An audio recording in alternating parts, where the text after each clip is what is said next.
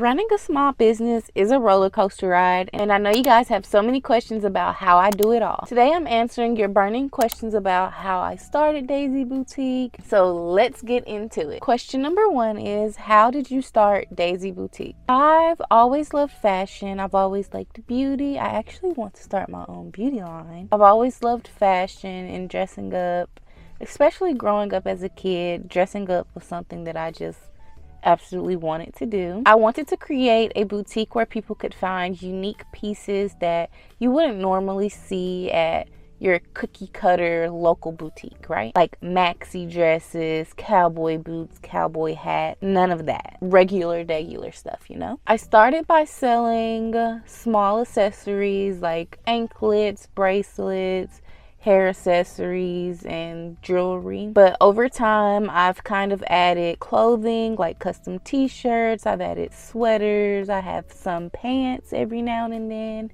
And I also have footwear. Question number 2 is, what's been the hardest part of running your business? Honestly, I would say it's getting traffic to my website.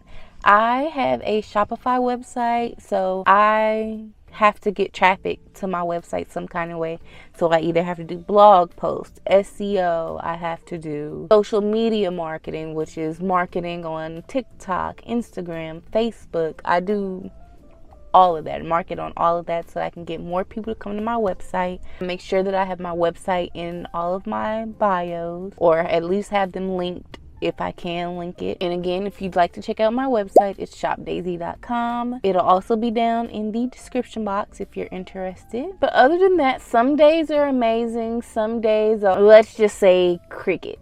Like, not a lot of activity. I think I just checked earlier and I had 0 people on my website, when yesterday I had 18 people. But that's part of the journey. You've got to market yourself. I don't use Etsy because I think it's ridiculous to pay to add a product. Granted, I'm paying $40 a month for my Shopify website, and I'm making that return every month, but it would be nice to have profit, you know. Question number 3 is, what's your favorite part of being a business owner? My favorite part about being a business owner is that I get to see what products that I create that people enjoy, like my beauty bow cup. I've gotten several sales on that, and you guys seem to love them. I've also created my junk mirrors, and you guys love those as well. I'm gonna add some new designs because I've been cooking in the lab, so I have some new designs coming out for those junk mirrors as well. And I love the creative freedom behind owning my own brand, owning my own business,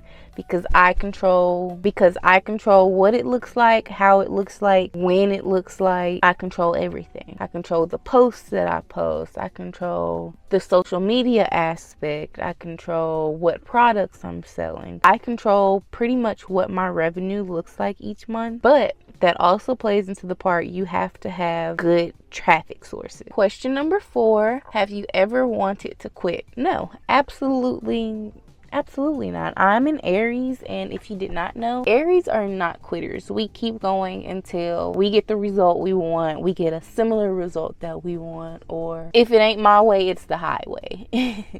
So I've never thought about giving up. Sometimes it may be difficult with getting 1 order a week, or sometimes no order, but I still keep posting, try to post every single day or every day of the week on TikTok. I'm not a quitter, so I don't plan on quitting. Even if it gets hard, even if the funds get low, I refuse to quit. Question number 5, how do you balance everything? Business, content creation, Airbnb hosting, and life? The short answer, I don't. If I get to it, I get to it. If I don't, I don't. I try to make sure that I prioritize certain things. Like if I have a guest coming for the Airbnb for the weekend, I'll make sure that I have the Airbnb cleaned up and I'll have it already pre-ready for that guest. So there's nothing that I have to stress about when the guest does arrive. I don't have to worry about putting their coat in. I don't have to make sure that the linens are clean, because I make sure all of that is done in advance. We don't typically do back-to-back bookings at our Airbnb, so we usually have a few days in between to make sure it's nice and right for you guys. With my content,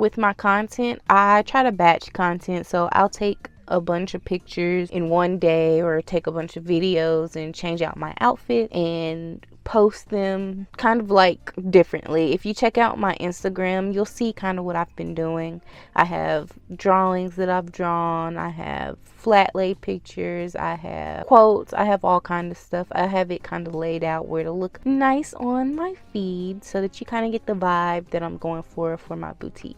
My business, that's a 24/7 thing. When I do it, I do it. If I don't do it, I'm not hurting nobody but myself. So, question number 6, what's your best selling product? Right now, it's my junk charm mirrors, which are these cute little mirrors that you can use for your makeup, to have on your vanity, have in your bag. They're such cute mirrors, and I hand decorate all of them. Question number 7, what's one mistake you made in business? Waiting too long to post my business.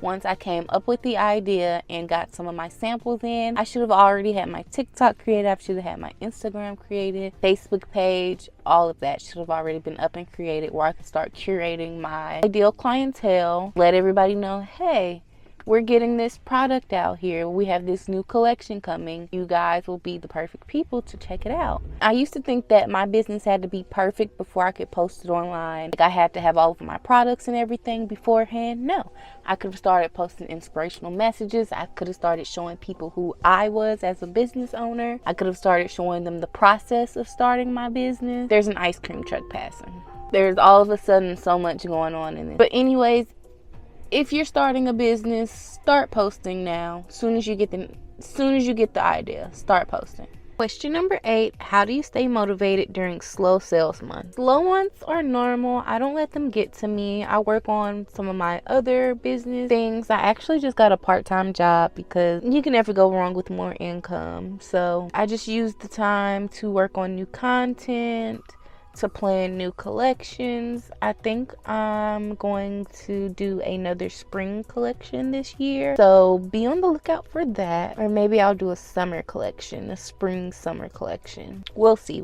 Question number 9, what advice would you give to someone starting a small business? Just do it. Start. Don't worry about what anybody else has to say. Don't worry about what your friends have to say. Don't worry about what your family has to say. If it's anything negative, kick them to the curb. Don't listen to them. Start your business, start it the correct way, get everything that you need, make sure you register your business, get a business bank account. Even if you need to go get a loan, go get a business loan.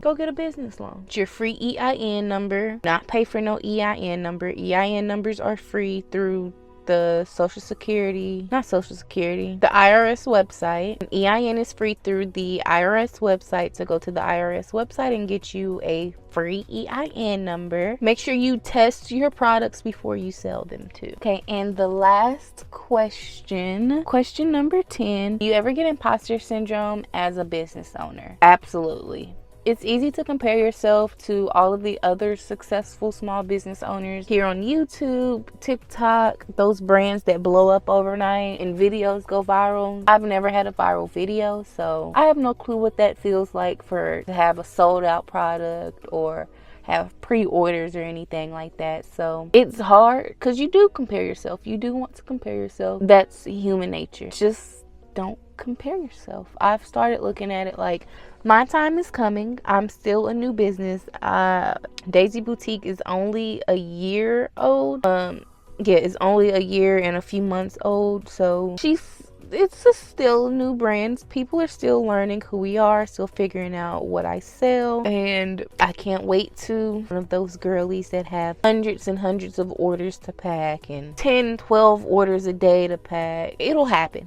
My time is coming. This was so fun to record. I absolutely loved answering you guys' questions. You made it this far, comment down below Daisy so that I know that you're a real one. If you have more questions, drop them down below in the comments. I may do a part 2. Don't forget to like, subscribe, and check out shopdaisy.com for super cute dopamine fashion pieces. See you in the next video.